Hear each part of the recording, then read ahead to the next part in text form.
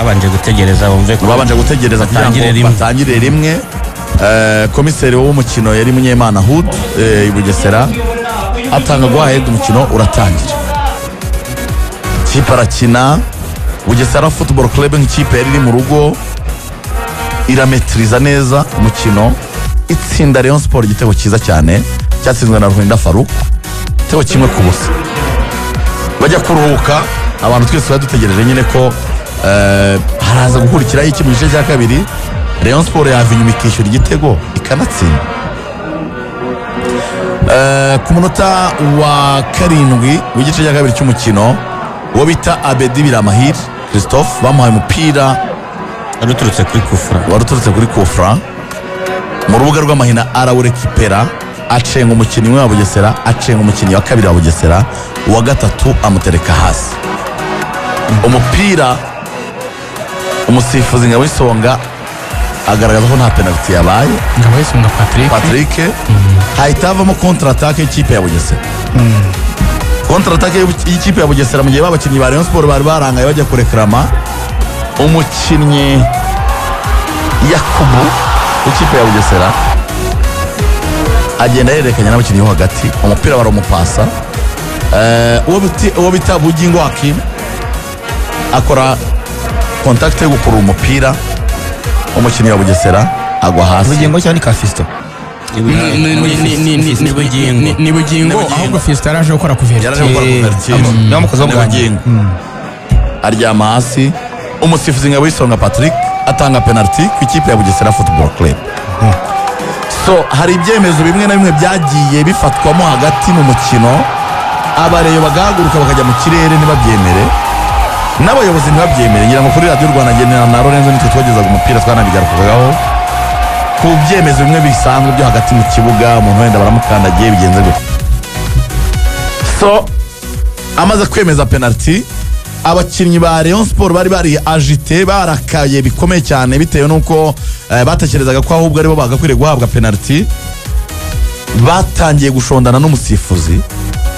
Gitangaje ahubwo gihe cyantangaje n'uburyo umusifuzi nta muntu yahaye ikarita.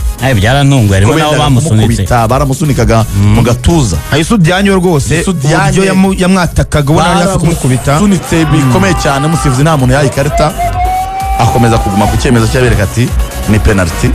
Yusudianya ararakara cyane ku buryo bukomeye, arasimbuka aragenda afata noneho Patient umuzamu, aramukurura amusohora mu izamu, aramubwira ati wikwemera ko bagutera penalty, vamo bayitsinda utarimo. Aramusohora amukura mu izamu ku ngufu, aramuterura. Patient kandi nawe ni umusore, baragundagurana umupira yenda kumukura bati bireke nta kibazo nayikuramo.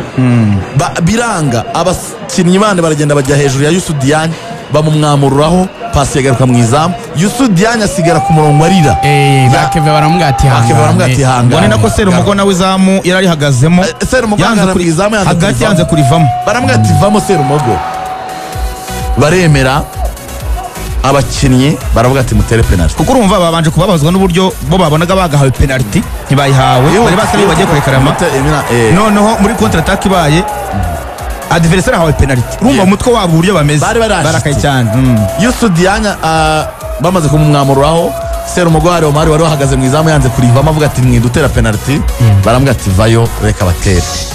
Umar Aba ahabwa penalty, arayitsinda, bibi bitego bibiri by'ikipe ya Bugesera. Ubwo twageze ku minota 57 bibiri ku busa. Penalty y'uriya musore yanatumye agira ibitego 14. Ubu ni tutskora wa shampiyona y'u Rwanda, yahise aca kuri Fornganye banganyaga 13. So ubwo icyakurikiyeho ni iki rero? Abafana ba Rayon Sport bari ku ruhande rudatwikiriye i Bugesera kuri fence y'ikibuga batangiye gutera ibinonko byari biraho n'uducupa tw'amazi n'ibindi, babitera mu kibuga, babiteraho umusifuzi Ruhumuriza Justin yagombaga kuba yasifurira. Umusifuzi yagize ubwoba bwo kujya muri ibyo bintu yabonaga batera mu kibuga, ahitamo kuvamo. Ariko abafana bandi bari muri stade bose ba Rayon Sport bavuga bati nimuvemo, nimutahe. Na perezida wari yagiye kubaho nyuma inzego z'umutekano ziragereza kwa Karuma Ayabonga Lebitsa Muhire Keve bajya gusaba imbabazi abafana bavuga ati mureke gutera amabuye mureke umukino ukomeze. Abafana barabananira baravuga ati oya. Biza kurangira inzego z'umutekano zije kureba Perezida Tade baramubwira ati ngwino. Perezida ajyana n'umugabo bita Patrick bajya gucecekesha n'agacinya bajya gucecekesha abafana. Abafana ikintu babasubije barabwiye ngo nimugende niba mwifatanyije nabo namwe turabirambiwe ahubwo abakinnyi basohoke mu kibuga. So match abareyo bari agite abantu batekereza ko Rayon Sport igiye gufata umwanzuro iwumenya mbere menya ko Munyemana Hod afashe umwanzuro wo guhagarika umukino. Abantu babonye Rayon Sport buriya niyo yavuye mu kibuga mbere ariko announcer w'umukino Hitimana Claude avuga ko Munyemana Hod afashe umwanzuro ko umukino uhagarara kubera imvuru. Ubwo icyo bisubiza n'ikirigani hari abantu bari bazi ngo Rayon Sport niyo yivumbuye iva mu kibuga.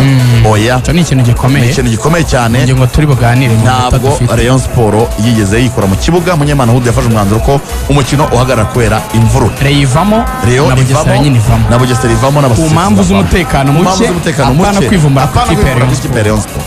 Ngira ngo icyo ngicyo cyagomba gusubizwa. Hanyuma rero ibindi byakomeje ni ku kibuga.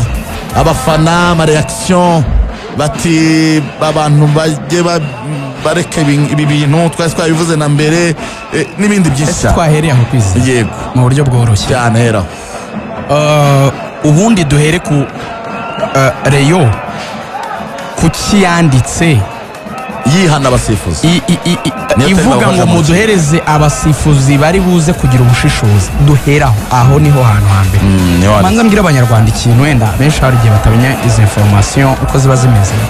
Rayon ntabwo yari yakabonye abasifuzi bazayisifurira mu buryo buri official. Ferwafa ntabwo ikibatangaza mbere ahubwo icyabaye designation irangiye kwa kundi abantu bafite abantu babareberera amakuru ya likinze. Habonetse umuntu uri muri federation wari uri muri iyo pano igena abasifuzi.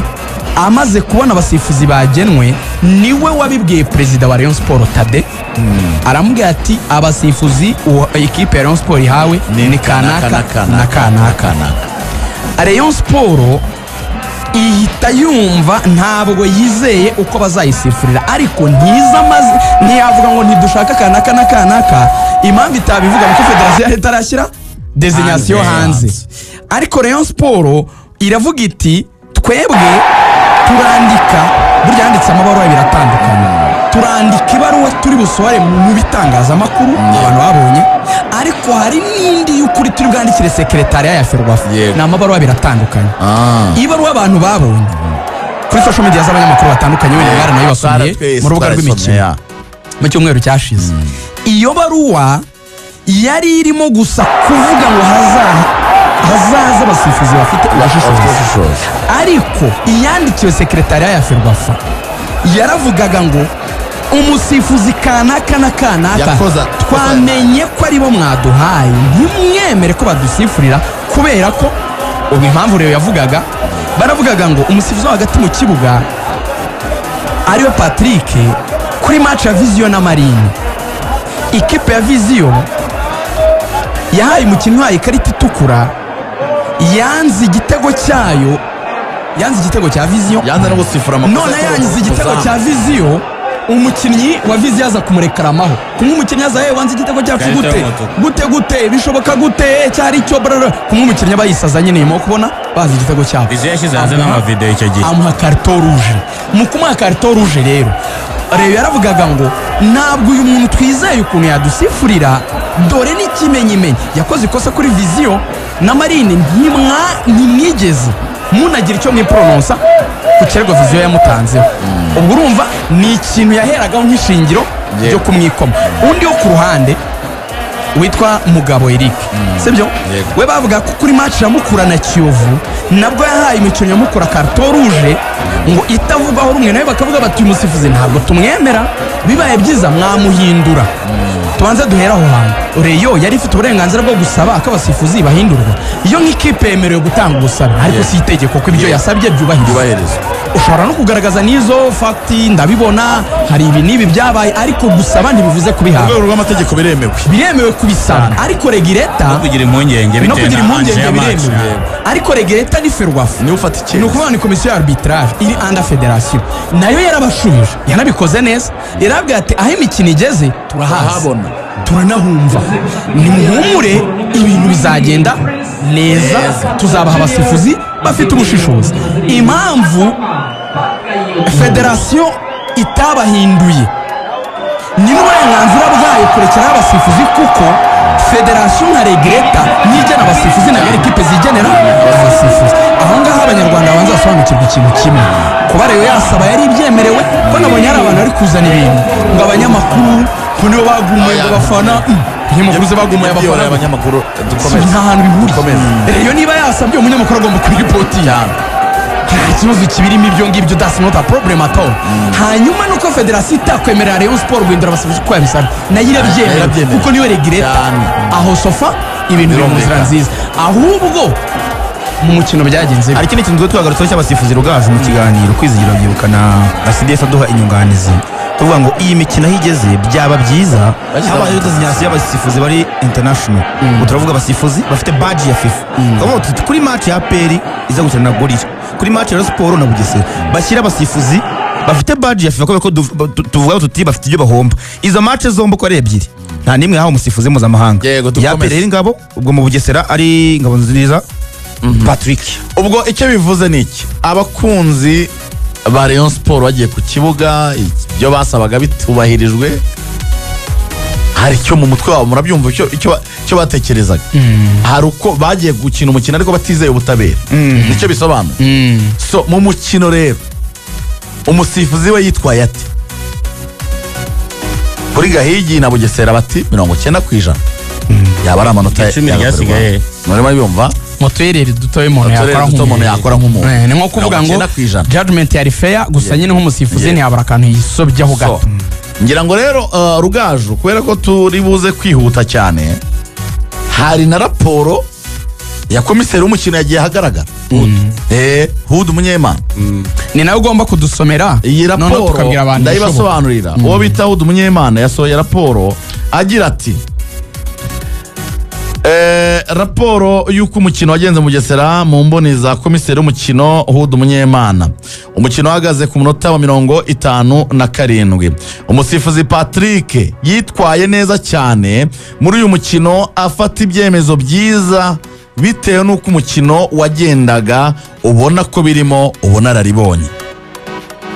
Iyi raporo ngewe ndayikesha BNB Kigali. Yego ni jari kwa iposting unabikoze neza gukora. Muri iyi raporo BNB Kigali FM yabonye ikomeza igira iti ku munota 53 Rutahizamu Abedi yahuye n'umukinnyi wa Bugesera Football Club hagati mu dukubo handitsemo ngo bisanzwe mu mukino yahuye football ni jeu de contact. Yego yahuye n'umukinnyi wa Bugesera Football Club bisanzwe mu mukino nta kosa ryabayeho. Umusifuzi Patrick yitwaye neza kuko yemeye ko umukino ukomeza. Nyuma y'umunota umukinnyi wa Rayon Sport Hakimu Bugingo wambaye nimero 24 entre parenthèses yego yakoreye ikosa umukinnyi wa Bugesera.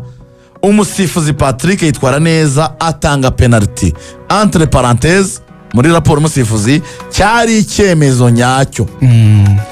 Bwana Hudu Munyemana yasoje ashimira cyane umusifuzi Ngabisonga Patrick avuga ko ari umusifuzi mwiza asaba ko ahubwo yakomeza guhabwa imikino yo gusifa. Ene raporo muri mu ijoro ryo kuwa gatandatu biriya bintu bimaze kuba reka tujye mu ijoro ryo kuwa gatandatu. Hari nangiye kuvuga tweet ya minister waza kuyigarukaho mu ma reaction nyuma najya ngo bihuze niyo raporo gato ko nibyo bijyanira. Zigafite minota 8 nahamagaye SG wa Ferwafa yari ari mu nzira agaruka mu Rwanda yaravuye muri kongere ya FIFA SG Kamarade mubaza iyo incident nkiriya ibaye niki muheraho mufata icyemezo. SG yarari hanze arambwira ati ubu kuwa mbere nzaba nageze mu gihugu ari kwagera ku cyumweru mu rukerera ati ikizaba ubwo ngo rezilita ya 2-2 niba ari ikintu banza kwibagirwa resultat ya Desire kugeza ku minota 57 ni ikintu kiri intouchable as long as komiseri w'umukino yagitanze muri raporo yemera yuko byari fair. Yego ibindi ni biriya byo hanze nyine by'amabuye. Yego amabuye yatumye umukino udakomeza, ni nacyo cyatumye umusifuzi afata icyemezo. Minister wa siporo Nelly Mukazayire yaranditse ati mwiriwe neza, amakuru twakomeje kubona ajyanye n'umukino wa Rayon Sport na Bugesera Football Club, cyane cyane imvururu zahabaye, tukaba twibutsa abakunzi ba ruhago ndetse n'abanyarwanda bose ko imyitwarire irimo imvururu mu bikorwa bya siporo itemewe kandi ihabanye n'amategeko. Ibijyanye n'uko umukino wagenze n'ibyo amakipe yaba afite y'ingingimira, hari izindi nzego ziteganywa n'amategeko bigomba kunyuramo muri Ferwafa no muri Rwanda Premier League bigahabwa umurongo. Natwe nka Rwanda Sports, ubwo ni Minisiteri ya Siporo, mu nshingano dufite no mu buryo dukorana n'izindi nzego tuzabikurikirana.